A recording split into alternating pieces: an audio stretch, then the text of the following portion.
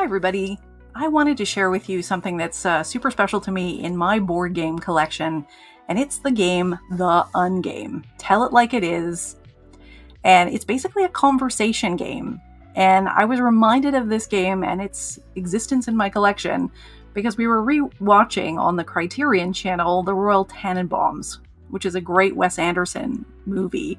And in the kids' wonderful brownstone in New York, you can see the Ungame is on their very vast board game shelf. And if you're a fan of Wes Anderson, you know that board games make a recurrence in a lot of his movies. And I saw it and I thought, oh my God, I have that. And I love this game because of its backstory. I actually picked this up in a vintage secondhand store. And you can see that it's a well-loved copy with a lot of writing on the front. And it was actually done, I kind of like this part of the game that I picked up because it actually was a gift. You can see that it was somebody thanking a team leader for being such a great leader and so professional and a wonderful leader on a team. And what's terrific about the Ungame is every single thing in this is about having conversations with your friends, family, colleagues, and it's not a competitive game at all. And the reason I love this more than most games is it is designed by Rhea Zakich.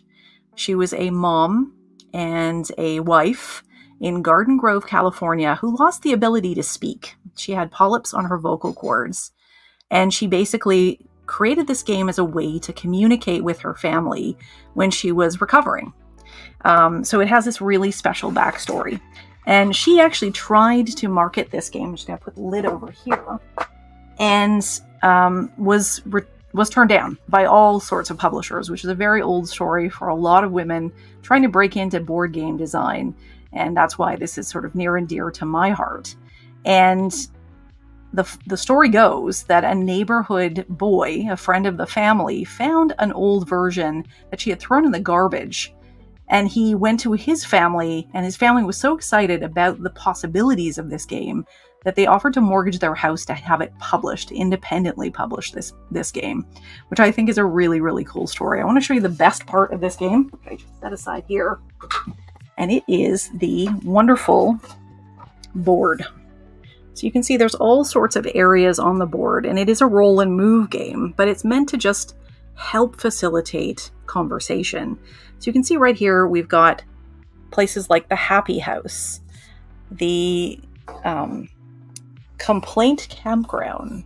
Okay, so you can see right there, the Worry Wharf, the Favor Factory.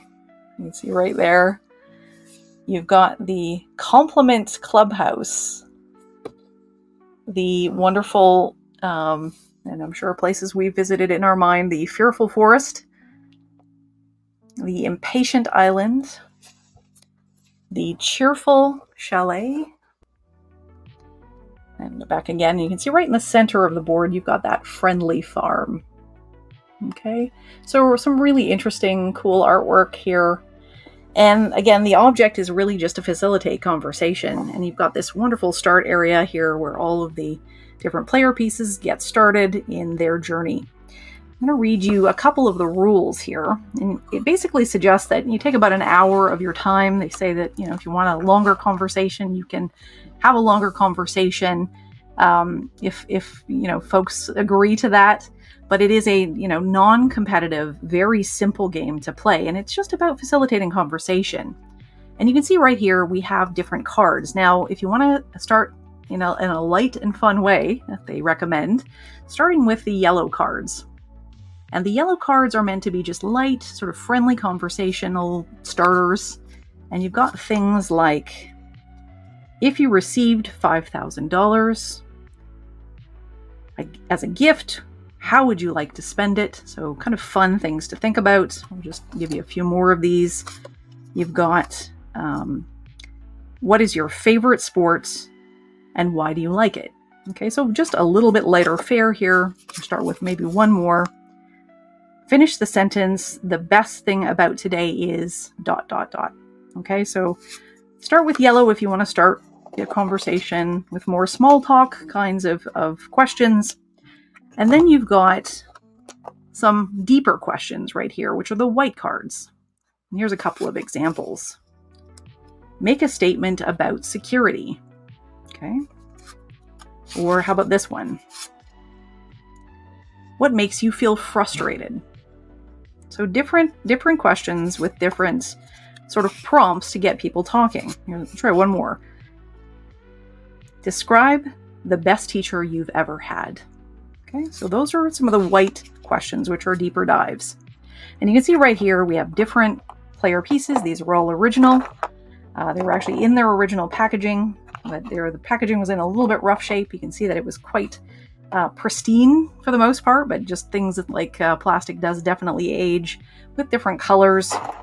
Move that to one side. And underneath this, which was a nice find, was it looked like whomever gave this gift upgraded the elements.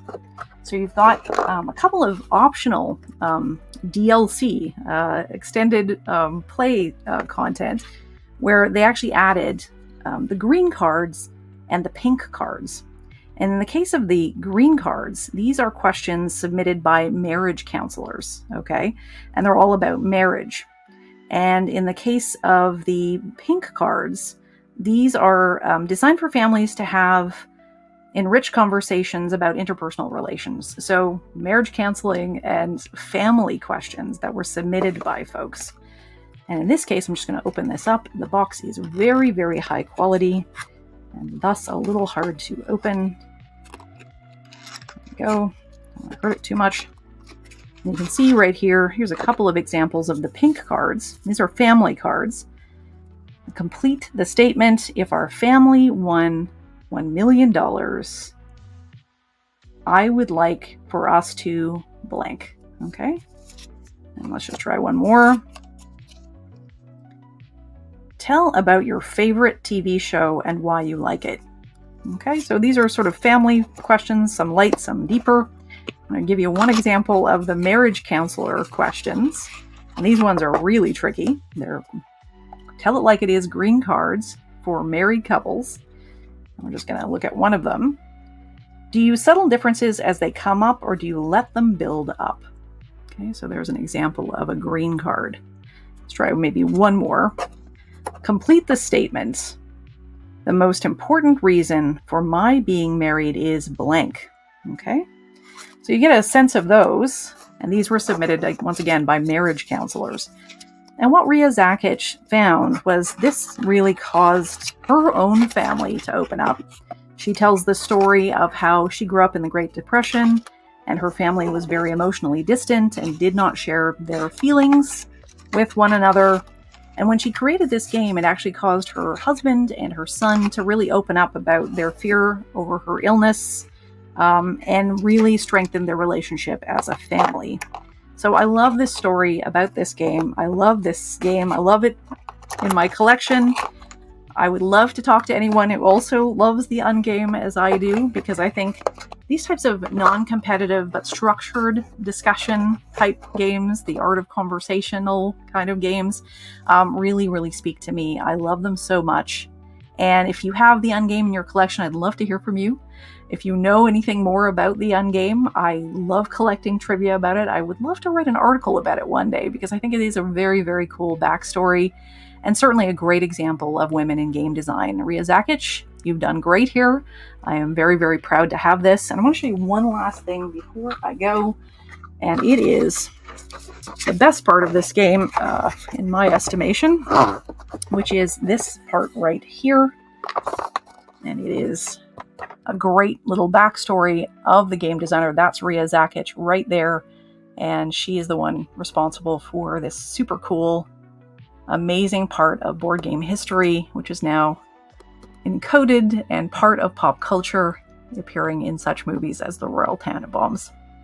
So thank you so much for listening to this. If you listened to the end, please like and subscribe. Share this with a friend. If you like 1970s games and old vintage games like this one. This one is an incredibly high quality game, by the way, as well. You can tell that a lot of love went into its production, which is unusual for 70s and 80s games. Sometimes it's like cereal box quality cardboard. This is a really nicely produced for its time. So that's my unboxing of the Ungame. I hope you like these videos. If you do, please like and subscribe. Thanks for listening.